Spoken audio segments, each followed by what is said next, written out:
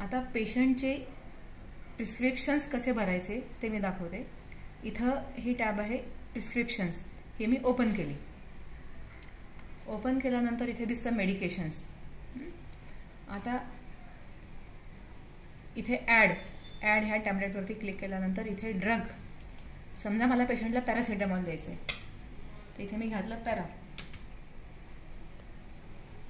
मग सर्च झाल्यानंतर paracetamol 500 milligram हे सिलेक्ट केलं.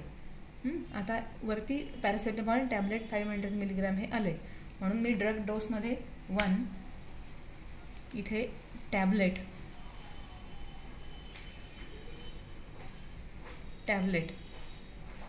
ड्युरेशन समजा मला हे 3 दिवस द्यायचे, 3 दिवस. Frequency 3 times a day. Total quantity 15 tablets.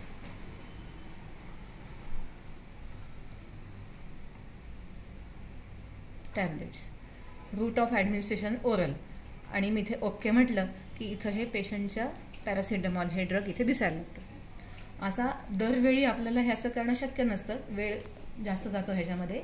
म्हणून जी मेडिसिन्स आपल्याला रेग्युलरली लागतात त्याचे फ्रिक्वेंटली यूज पॅक्स आपण बनवू शकतो. इथे दुसरा एक टॅब दिसते, इथे FUP. असे FUP हे आपण बनवून घ्यायचे असतात. आता FUP हे कसे बनवायचे ह्याचा व्हिडिओ मी सेपरेट देणार आहे ह्याच्यासोबत. आता हे मी FUPची लिस्ट ओपन केली. आता मला पेशंटला द्यायचं आहे ह्या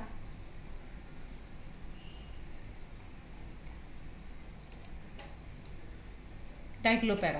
ह्या पेशंटला मी लिहिलं आहे डायक्लोपॅरा. नंतर पॅन्टोप्राझोल, पॅन्टॉर सिलेक्ट केलं. नंतर द्यायचं आहे मला त्याला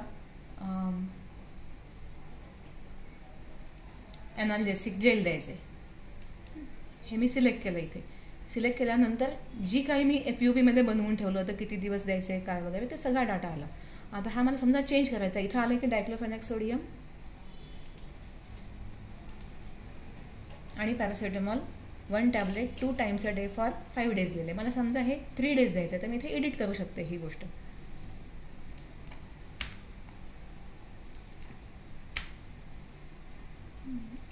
असं ओके म्हटलं इथे की ह्याप्रमाणे हा डाटा इथे दिसायला लागतो.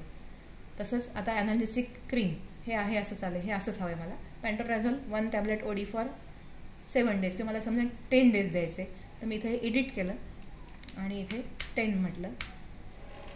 इथे 10 टॅबलेट्स फीड केलं. ओके म्हटलं की त्याप्रमाणे हा एडिटेड डाटा दिसायला लागतो. आणि सेव्ह अँड क्लोज म्हटलं की हा डाटा सगळा सेव्ह झाला.